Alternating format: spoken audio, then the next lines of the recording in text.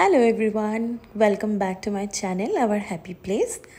সূর্যাস্ত দেখার জন্য কলকাতার একটা দুর্দান্ত প্লেসে আমরা সেজেগুজে চলে গিয়েছিলাম।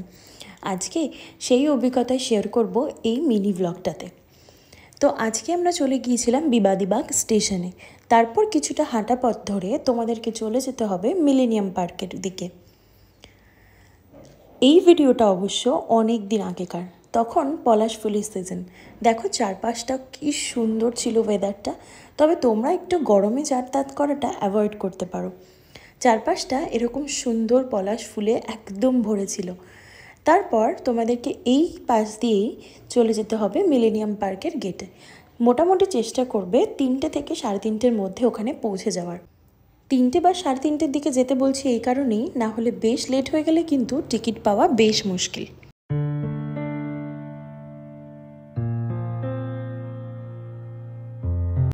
আমি কথা বলছি কলকাতার হেরিটেজ রিভার ক্রুজের ব্যাপারে। এখান থেকে তোমরা কলকাতার বেস্ট সূর্যাস্তটা এনজয় করতে পারবে। বন্ধুবান্ধব হোক বা নিজের প্রিয়জন, একবার না একবার কিন্তু আসতে। তবে টিকিট কাউন্টারের পাশেই কিন্তু বেশ কিছু খাবার দোকানও আছে। তোমরা চাইলে বেশ কিছু স্ন্যাক্স নিয়ে উঠতে পারো, কারণ 1.5 ঘন্টার ব্যাপার। কিন্তু ওখানেও কিন্তু বেশ কয়েকটা খাওয়ার জিনিস পাওয়া যায়, একটু কস্টলি।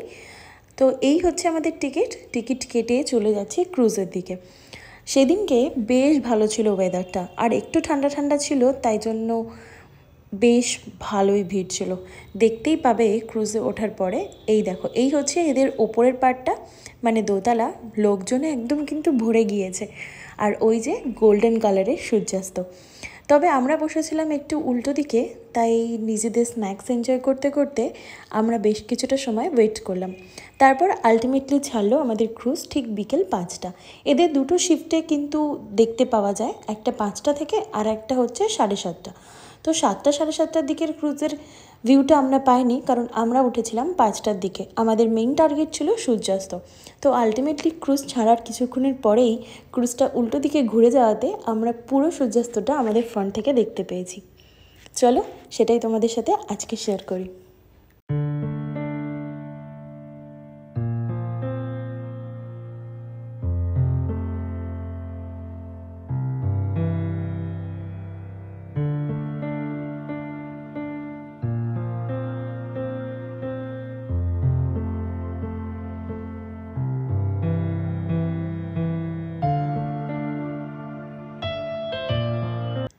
একের পর এক পেরিয়ে যাচ্ছিল ব্রিজগুলো, আর সূর্য একটু একটু করে ওপাশে ডুব দিচ্ছিল। চারিদিকটা দেখে বুঝতেই পারছো বেশ অন্ধকার হয়ে আসছিল, কিন্তু এত সুন্দর হাওয়া দিচ্ছিল যে ফ্রন্ট থেকে আর সরতেই ইচ্ছে করছিল না।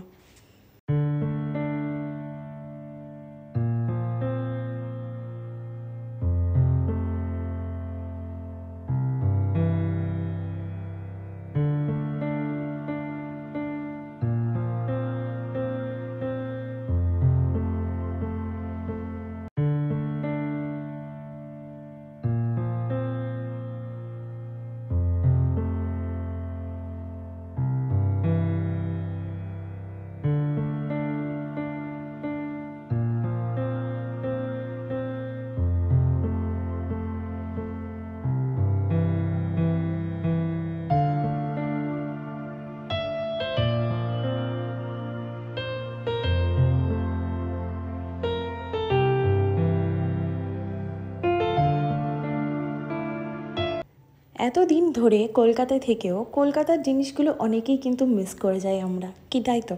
তো এই ভিডিওটাও আজকে তাদের জন্য, যারা আজ থেকে কোনো দিন এইগুলোতে ট্রাই করেনি। তবে আমি কিন্তু এটা খুব খুব রেকমেন্ড করব। খাবার দাবারটা রেকমেন্ড করছি না, কারণ একটু কস্টলি বলে, বাট ভিউটা অসাধারণ ছিল। তবে গরমে গেলে কিন্তু বেশ কষ্ট হবে তোমাদের। যদিও প্রচণ্ড হাওয়া ছিল সেদিনকে, তাই আমাদের খুব একটা কষ্ট হয়নি। তো এই ভিডিওগুলো এনজয় করতে করতে চলো তোমাদেরকে কিছু ফটো দেখিয়ে দিই। সবগুলো ঋদ্ধিদা তুলেছে, তাই ওর ক্যামেরার থ্রুতে কেমন লাগছে একবার চলো দেখি।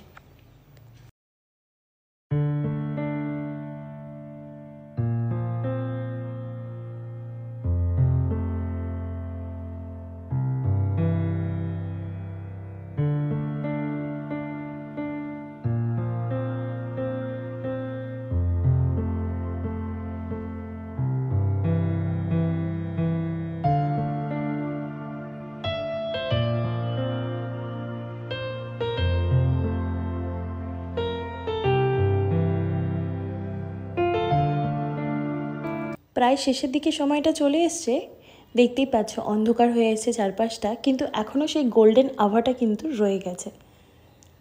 চারপাশটা এত সুন্দর লাগছে, আমি তো ভাবতেই পারিনি যে এত কাছ থেকে সূর্যাস্তটা দেখতে পারবো। কারণ আমাদের পজিশনটাও ছিল ক্রুজে একদম ফ্রন্টের দিকে, তাই খুব সুবিধা হয়েছিল দেখতে। এটা হচ্ছে তোমাদের একটু তাড়াতাড়ি যাওয়ার জন্য হতে পারে, তোমরা একটু তাড়াতাড়ি গেলে তোমরা ফ্রন্টের দিকে সিটটা পেয়ে যাবে। তো ব্যাস এইভাবে এনজয় করতে করতেই সন্ধে নেমে এলো। সন্ধ্যের সাথে সাথে কিন্তু চারপাশটা একদম আলোকিত হয়ে যায়। আর যেহেতু অনেকগুলো ঘাট পড়ে পরপর, সেই জন্য কালারফুল আলোতে পুরো চারপাশটা সেজে ওঠে। দেখো কি সুন্দর লাগছে দেখতে। সন্ধ্যের এই টাইমটাতে আমাদের ক্রুজের টাইমিংটা শেষ ছিল। তারপর বাড়ি ফেরার পথে আমরা চলে গিয়েছিলাম দিবাপিতে। বিরিয়ানি খেয়ে আজকের ভিডিওটা শেষ করছি। আর চলো তোমরাও জানিও যে কেমন লাগলো আজকের ভিডিওটা। এরকম ইন্টারেস্টিং ভিডিও পেতে হলে কিন্তু অবশ্যই আমার চ্যানেলটাকে সাবস্ক্রাইব করে দিও। চলো দেখা হচ্ছে পরের ভিডিওতে। আজকে এই পর্যন্তই, টাটা, বাই বাই।